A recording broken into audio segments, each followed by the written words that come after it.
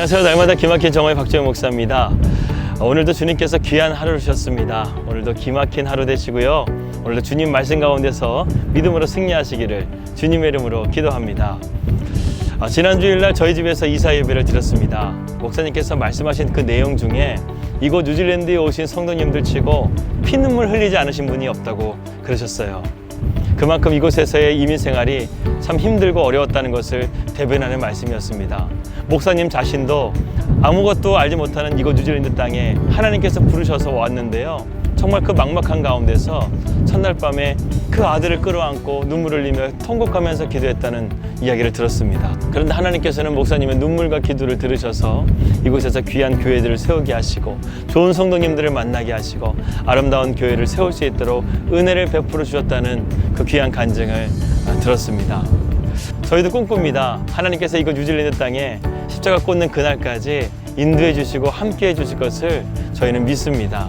그래서 우리의 계획은요, 하나님이 계획이세요. 우리가 어떤 것을 계획한다 할지라도요, 하나님보다 뛰어날 수 없잖아요. 하나님보다 지혜와 모략이 나타날 수 없잖아요.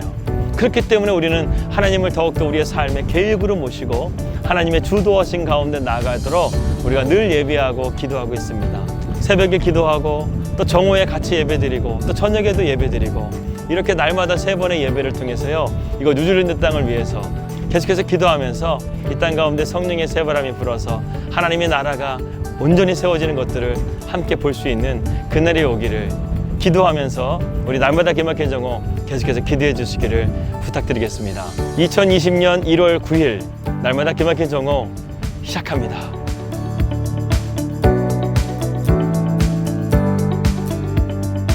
우리는 계속해서 바울의 2차 전도 여행을 살펴보고 있습니다. 바울은 베레아에서 아덴으로 와서 그곳에서 복음을 증거합니다.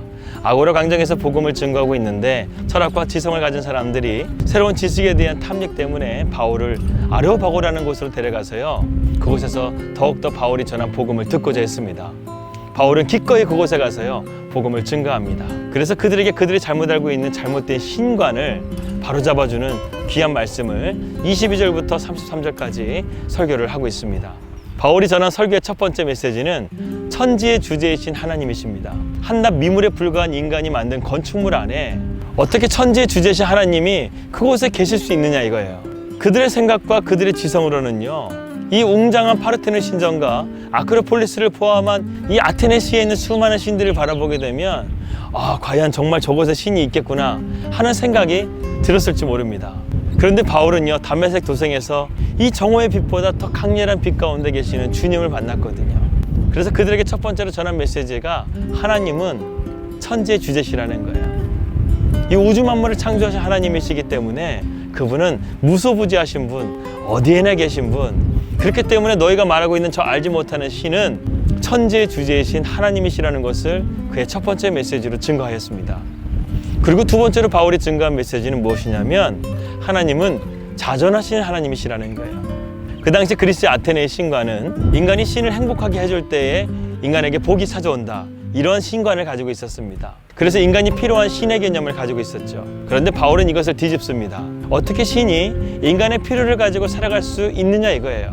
그것은 신이 아니지 않습니까? 그런데 너희가 알지 못하는 그 신, 즉 내가 믿는 하나님은 부족함이 없으신 하나님이라는 거예요. 너희처럼 인간의 필요에 의해서 행복하거나 기뻐할 수 있는 그런 신이 아니라 언제나 그분이 행복하실 수 있는 분, 언제나 기뻐하실 수 있는 분, 인간의 필요가 없으셔도 언제나 그것을 가지고 계신 자존하신 하나님이시라는 것을 바울은 증거하고 있습니다. 그래서 하나님은요, 인간이 살지 않는 광야에서도 하나님이 되실 수 있고 인간이 살지 않는 우주 속에서도 하나님이 되실 수가 있고 땅 우주 만물이 창조하기 전부터 하나님은 하나님이실 수 있다는 것을 바울은 증거하고 있습니다. 바울은 이처럼 그 웅장한 파르테논 신전과 아크로폴리스와 아테네의 수많은 신들이 있는 가운데서요, 조금도 흔들림 없이 영적인 통찰력을 가지고 그들의 잘못된 신간을 깨우치면서 복음을 증거하고 있습니다.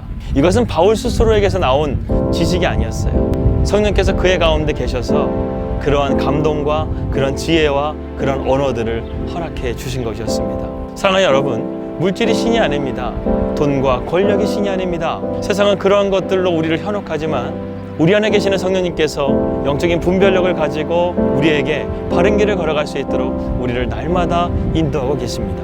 오늘도 그러한 성령님을 의지하면서 우리가 믿음의 발걸음을 걸어갈 수 있다고 한다면 주님께서 길과 진리와 생명이 되어주셔서 우리 또한 그러한 믿음의 길을 승리하며 걸어갈 줄을 믿습니다. 그러한 복된 하루가 되시기를 주님의 이름으로 기도합니다.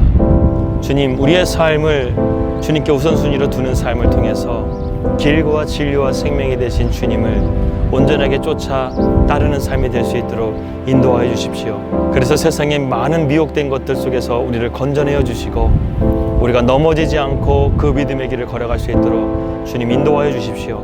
오늘도 주님의 은혜 가운데 살아가고 내일도 주님의 은혜 가운데 살아갈 수 있는 복된 하루가 되게 하여 주십시오. 예수님의 이름으로 기도하였습니다. 아멘. 오늘의 기도 제목입니다. 첫 번째로는 이곳 뉴질랜드 땅에 성령의 새바람이 불어 하나님의 놀라우신 부흥의 역사가 이 땅 가운데 이루어질 수 있도록 기도해 주시고요. 두 번째로는 저희 가정이 이곳 뉴질랜드 땅을 잘 안착할 수 있도록 하나님께서 환경의 문을 잘 열어줄 수 있도록 기도해 주시기 바라겠습니다. 세 번째로는 오늘 말씀처럼 우리가 영적인 분별력 가운데서요, 이런 미혹된 세상 가운데서 우리가 현혹되지 않고 온전히 주님을 바라보면서 길과 진리와 생명이 되신 주님의 인도하심을 받아서 승리하며 걸어갈 수 있는 복된 삶이 될 수 있도록 계속해서 우리 함께 기도하면서 나아갔으면 좋겠습니다.